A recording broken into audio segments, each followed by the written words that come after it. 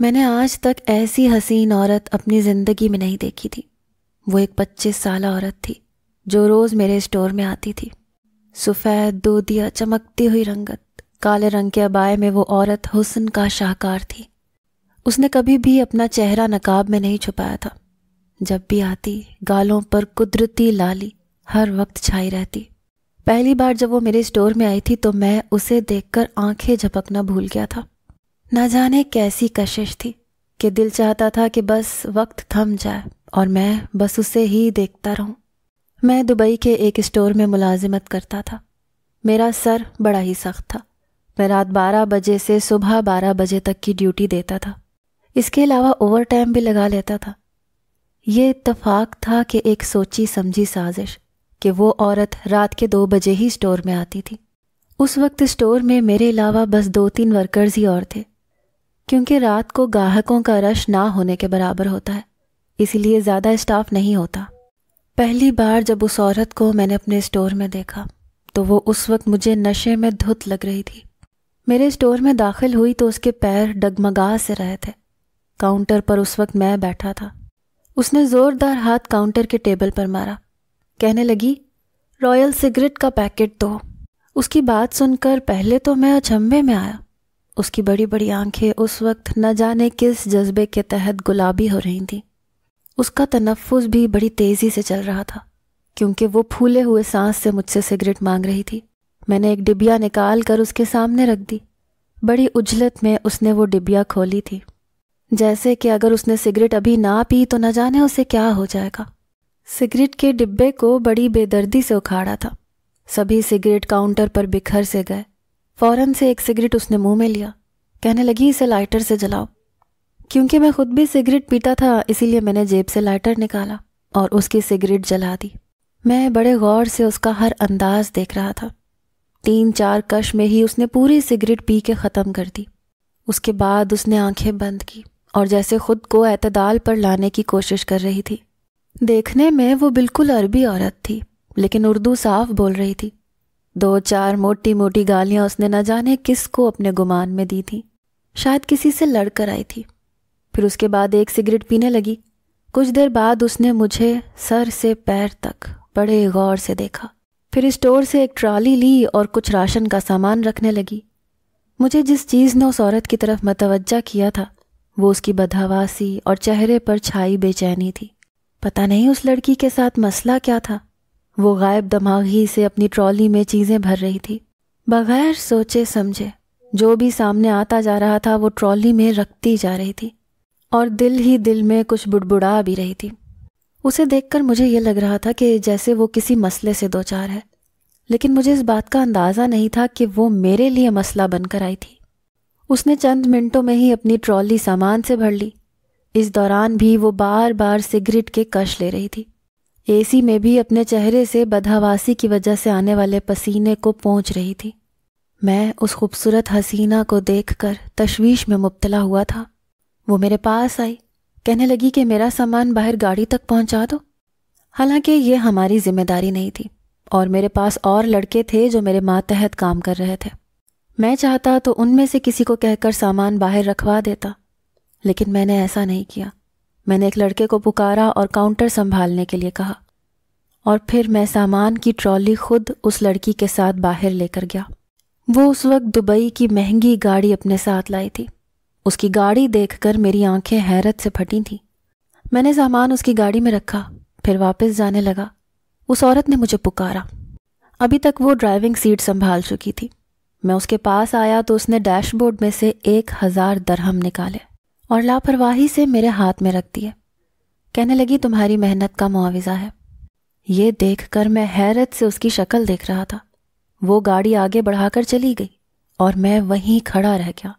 بس 5 منٹ کے ذرا سے کام کا وہ مجھے 1000 درہم دے کر گئی تھی۔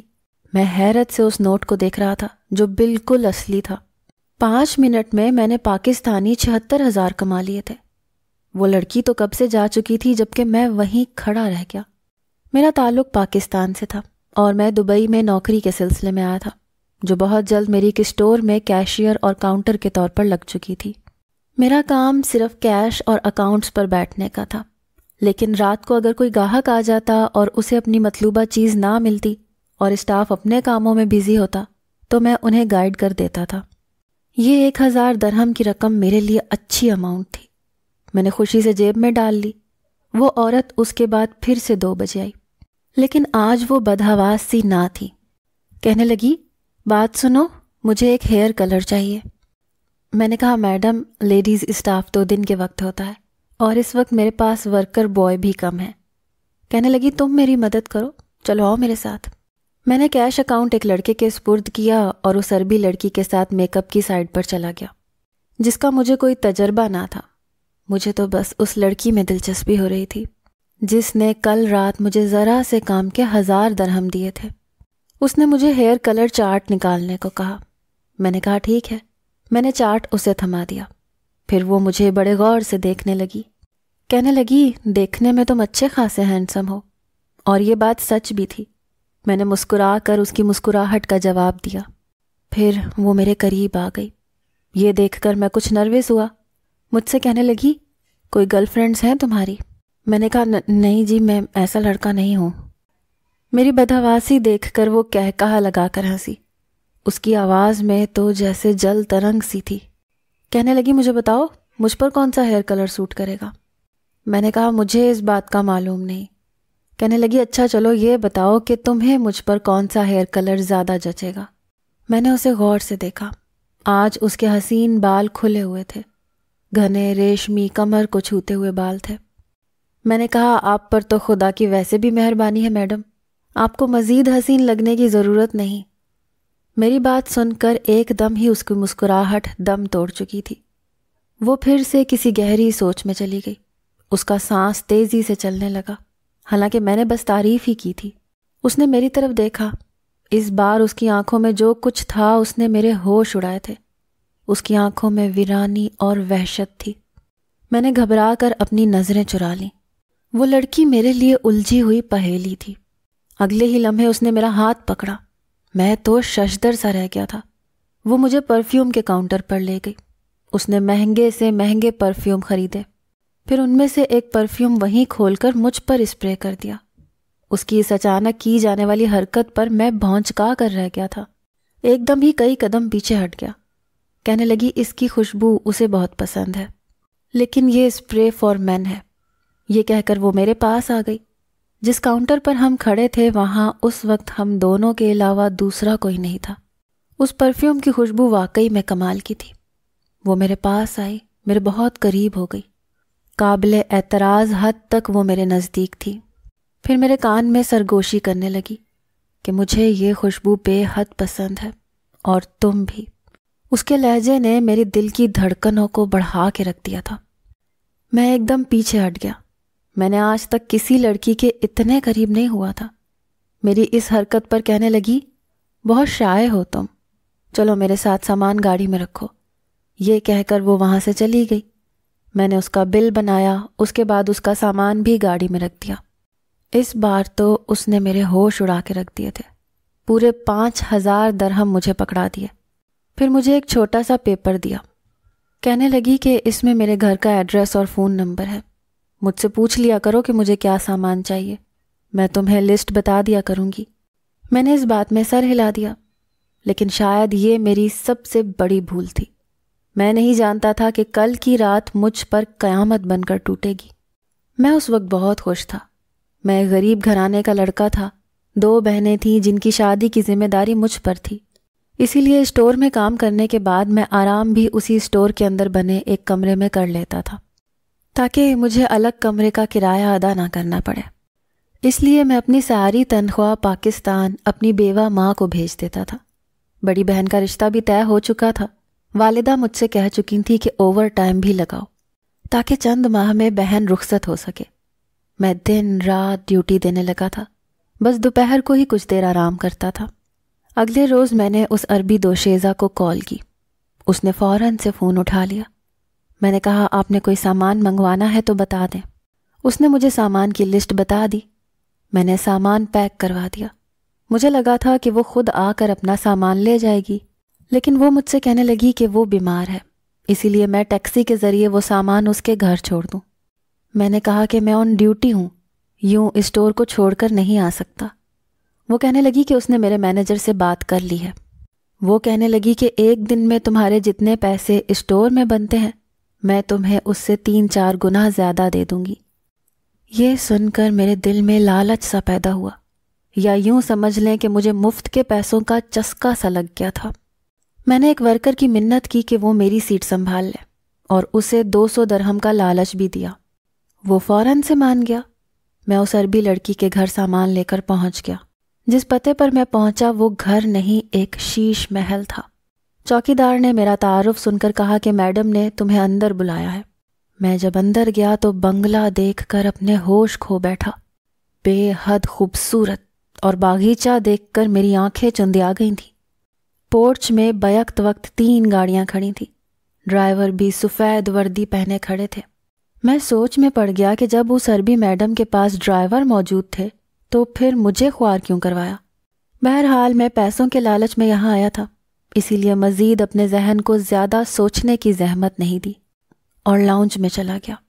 لیکن جیسے ہی اندر داخل ہوا، وہ میڈم ایک نرم و گداز صوفے پر براجمان تھی۔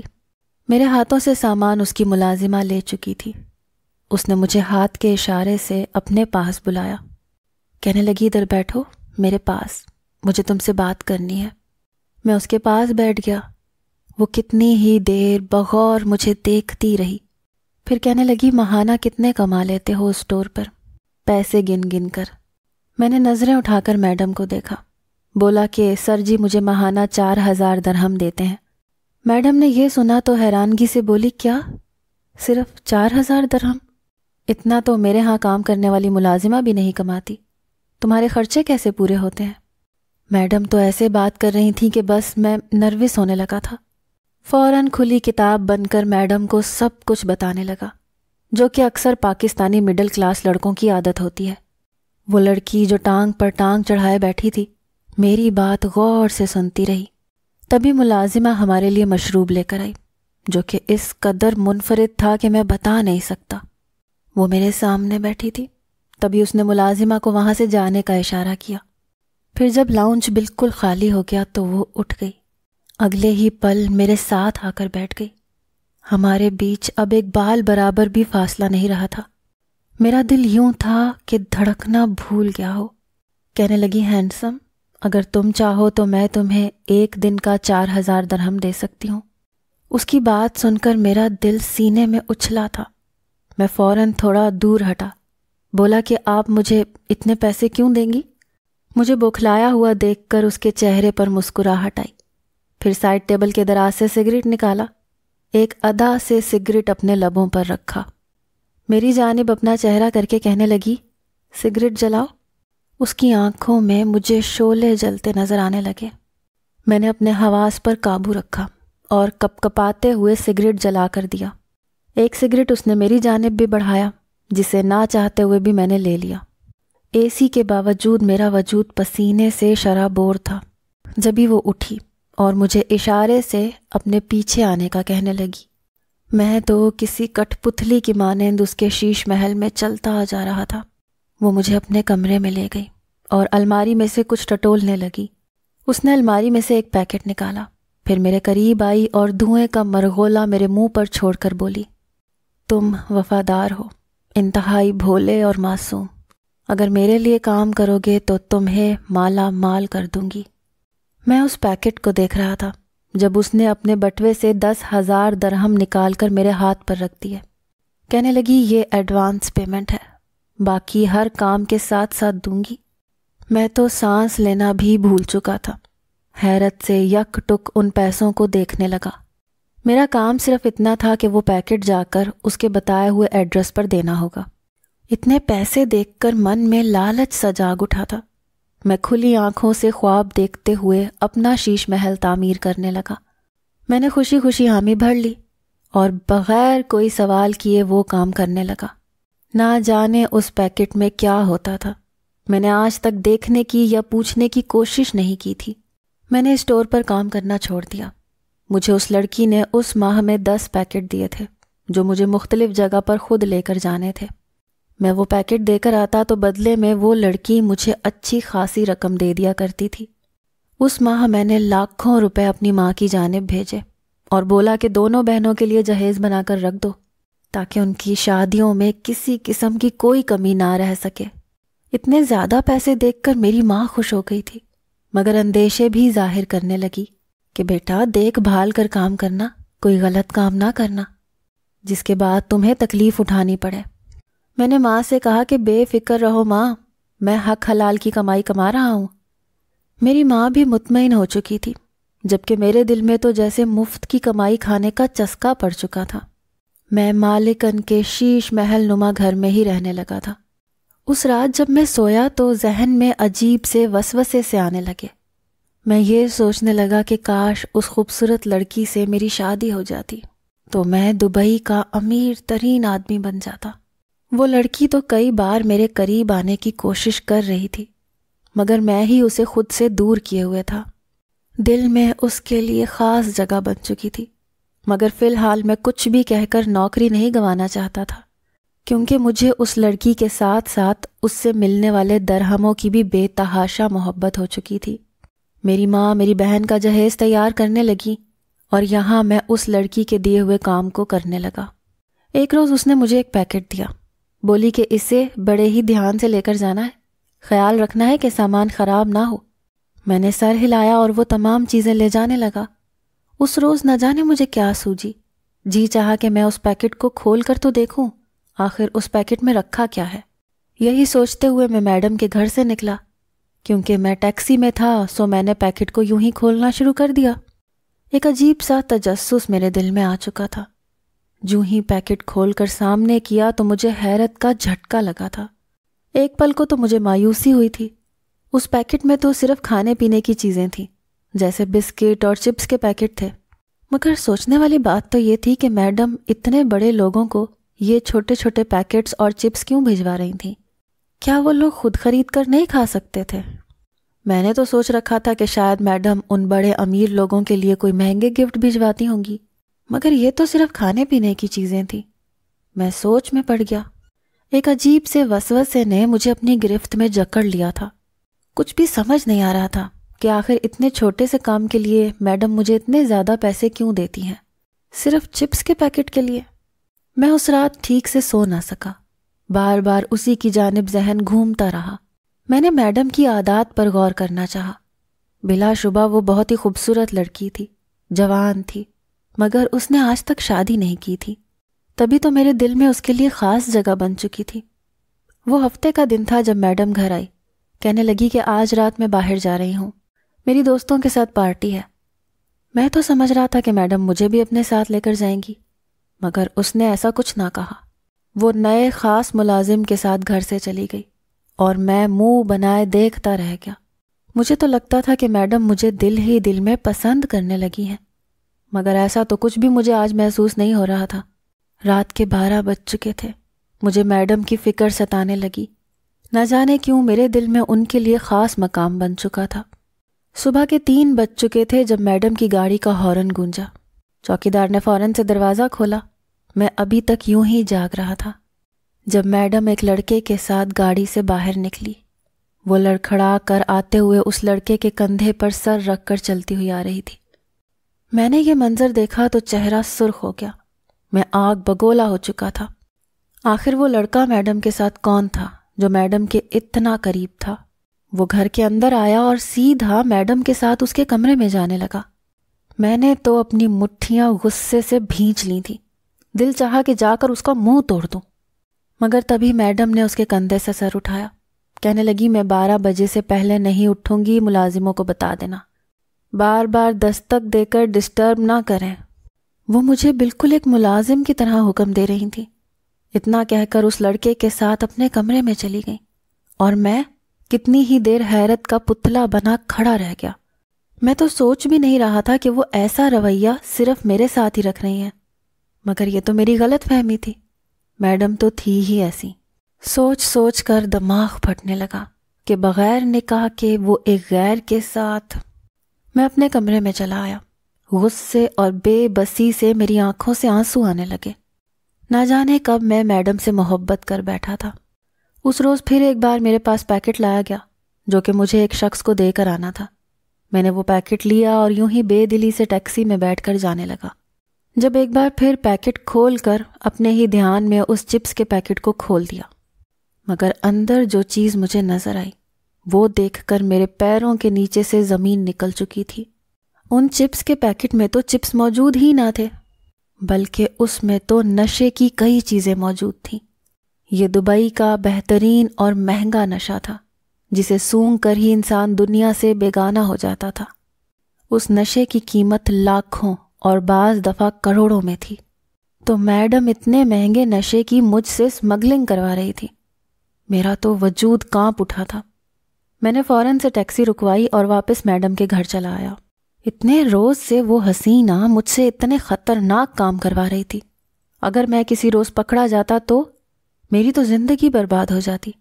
दुबई के कानून तो वैसे भी सख्त हैं। ये शक्ल से मासूम नज़र आने वाली मैडम तो इतनी चालाक निकली। मैं वापस आया, तब तक मैडम अपने उस दोस्त के साथ बैठी हंस हंस कर बातें कर रही थी। मुझसे कहने लगी, काम हो गया? तो मैं कुछ बोले बगैर अंदर चला गया। रात हुई तो वापस आया। मैडम मुझसे कहने लगी, तुमने मेरा काम क्यों नहीं किया? मुझे शेख की बार बार कॉल आ रही है। मैंने उसे कहा कि मैं जान चुका हूँ आप मुझसे गलत काम करवा रही हैं। मैं मज़ीद आपकी कोई मदद नहीं कर सकता। अगर मैं पकड़ा गया तो मेरी ज़िंदगी बर्बाद हो जाएगी। मैं अपने माँ बाप का वाहिद सहारा हूँ। मगर मैडम मुझे मज़ीद पैसे देने की ऑफ़र करने लगी। उस वक्त मैं दिल की नहीं बल्कि दिमाग की सुन रहा था। मैडम ने मुझे 6,000 दरहम देने का वादा किया। मैंने वो 6,000 दरहम उससे ले लिए। फिर अगले ही रोज़ जब मैडम ने मुझे वो पैकेट दिया तो मैंने वो पैकेट जाकर पुलिस वालों के हवाले कर दिया और चशमदीद गवाह के तौर पर उन्हें बताया कि यहाँ मैडम मुझसे ज़बरदस्ती गलत काम करवा रही थी। मगर जब मुझे हकीकत का अंदाज़ा हुआ तो मैंने आपको बता दिया। पुलिस वालों ने फ़ौरन मैडम के घर पर छापा मारा और उन्हें गिरफ्तार कर लिया। उस काम में मुलव्विस लोगों को मैंने गिरफ्तार करवा दिया था।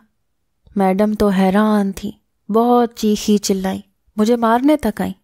कहने लगी, मुझे तो यकीन ही नहीं आ रहा कि इस भोले चेहरे के पीछे इस कदर खतरनाक लड़का छुपा हुआ है। मगर मुझे अपनी माँ की बात याद थी। मैं कुछ लम्हे के लिए भटका ज़रूर था, मगर अपने ज़मीर को मुकम्मल तौर पर सुलाया ना था। मुफ्त खोरी का चस्का लग चुका था, मगर हराम खोरी का नहीं।